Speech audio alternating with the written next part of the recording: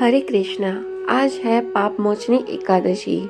तो पाप मोचनी एकादशी का महत्व हम सुनते हैं। अर्जुन ने भगवान श्री कृष्ण से कहा, हे मधुसूदन, चैत्र माह के कृष्ण पक्ष में आने वाली एकादशी का क्या नाम है तथा उसकी विधि क्या है?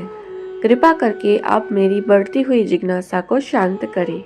भगवान श्री कृष्ण ने कहा, हे अर्जुन, चैत्र मास के कृष्ण पक्ष की एकादशी को पाप मोचनी एकादशी के नाम से जाना जाता है।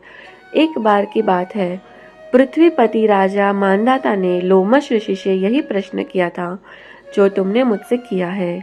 अतः जो कुछ भी ऋषि लोमस ने राजा मानधाता को बतलाया वही मैं तुमसे कह रहा हूँ। राजा मानधाता ने धर्म के गुह्यतम रहस्यों के ज्ञाता महर्षि लोमस से पूछा, हे ऋषि श्रेष्ठ, मनुष्य के पापों का मोचन किस प्रकार संभव है? कृपा कर कोई ऐसा सरल उपाय बताए जिससे सभी को सहज ही पापों से छुटकारा मिल जाए। महर्षि लोमस ने कहा, हे नृपति, चैत्र मास के कृष्ण पक्ष की एकादशी का नाम पाप मोचनी एकादशी है। उसके व्रत के प्रभाव से मनुष्य के अनेक पाप नष्ट हो जाते हैं।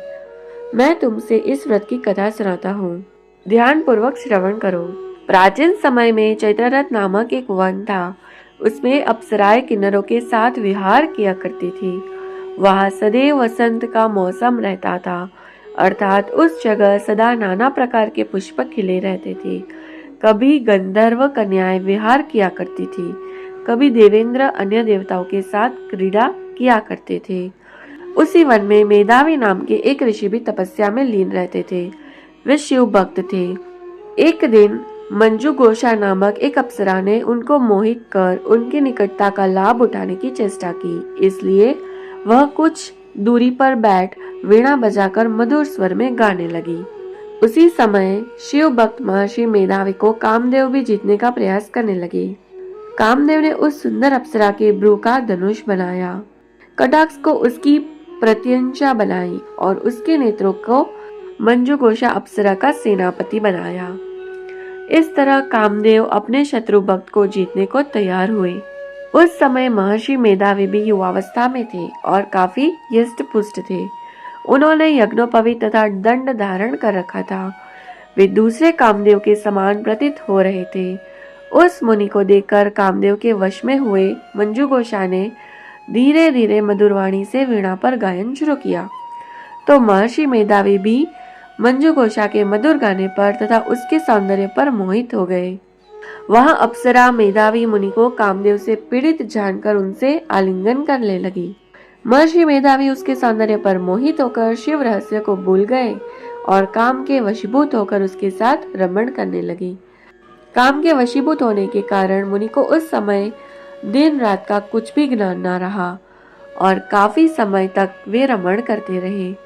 तदुपरांत मंजू घोषा उस मुनि से बोली, हे ऋषिवर, अब मुझे बहुत समय हो गया है, अतः स्वर्ग जाने की आज्ञा दीजिए। अप्सरा की बात सुनकर ऋषि ने कहा, हे मोहिनी, संध्या को तो आई हो, प्रातःकाल होने पर चली जाना। ऋषि के ऐसे वचनों को सुनकर अप्सरा उनके साथ रमण करने लगी। इसी प्रकार दोनों ने साथ साथ बहुत समय बिताया। मंजू घोषा ने एक दिन ऋषि से कहा, हे विप्र, अब आप मुझे स्वर्ग जाने की आज्ञा दीजिए।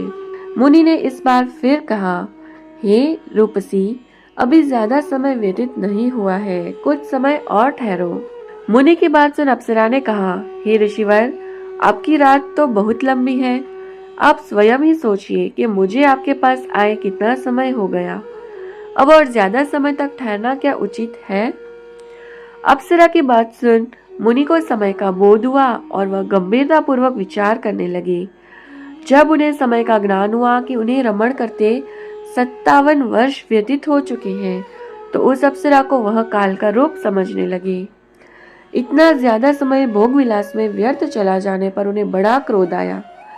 अब वह भयंकर क्रोध में जलते हुए उस तप नाश करने वाली अप्सरा की तरफ भ्रुकुटी तानकर देखने लगे।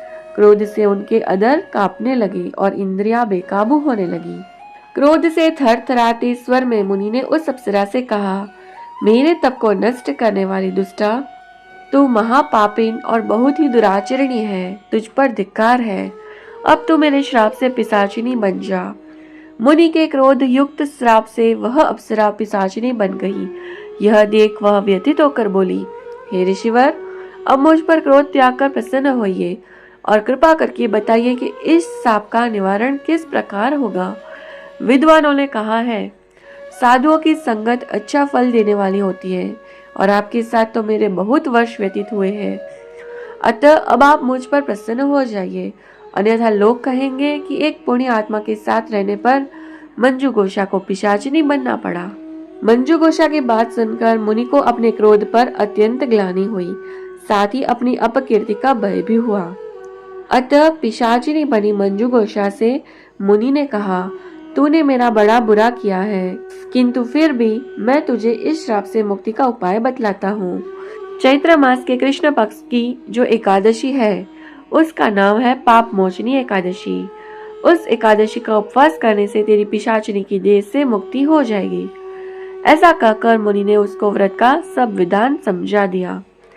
फिर अपने पापों का प्रायश्चित करने के लिए वे अपने पिता च्यवन ऋषि के पास गए। च्यवन ऋषि ने अपने पुत्र मेधावी को देखकर कहा, हे पुत्र, ऐसा क्या किया है तूने कि तेरे सभी तप नष्ट हो गए हैं, जिससे तुम्हारा समस्त तेज मलिन हो गया है। मेधावी मुनि ने लज्जा से अपना सिर झुकाकर कहा, पिताश्री, मैंने एक अप्सरा से रमण करके बहुत बड़ा पाप किया है। इसी पाप के कारण संभवत मेरा सारा तेज और मेरे तप नष्ट हो गए हैं। कृपा करके आप इस पाप से छूटने का उपाय बतलाइए। ऋषि ने कहा, हे पुत्र, तुम चैत्र माह के कृष्ण पक्ष की पाप मोचनी एकादशी का विधि तथा भक्ति पूर्वक उपवास करो। इससे तुम्हारे सभी पाप नष्ट हो जाएंगे। अपने पिता च्यवन ऋषि के वचनों को सुनकर मेधावी मुनि ने पाप मोचनी एकादशी का विधि पूर्वक व्रत किया। उसके प्रभाव से उसके सभी पाप नष्ट हो गए। मंजू घोषा अप्सरा भी पाप मोचनी एकादशी का उपवास करने से पिशाचिनी की देह से छूट गई और पुनः अपना सुंदर रूप धारण कर स्वर्गलोक चली गई। लोमश मुनि ने कहा, हे राजन, इस पाप मोचनी एकादशी के प्रभाव से समस्त पाप नष्ट हो जाते हैं। इस एकादशी की कथा के श्रवण व पठन से 1000 गौदान करने का पुण्य प्राप्त होता है। इस उपवास के करने से ब्रह्म हत्या करने वाले, स्वर्ण चुराने वाले, मद्यपान करने वाले, अगम्या गमन करने वाले आदि भयंकर पाप भी नष्ट हो जाते हैं और अंत में स्वर्गलोक की प्राप्ति होती है। तो ये थी पाप मोचनी एकादशी की व्रत कथा। ऐसी ही आध्यात्मिक बातें जानने के लिए हमारे चैनल को सब्सक्राइब करें ताकि ऐसे और वीडियोस हम आप तक पहुंचाते रहें। और हमारा ये वीडियो पसंद आए तो लाइक और शेयर करना ना भूलें। हरे कृष्णा।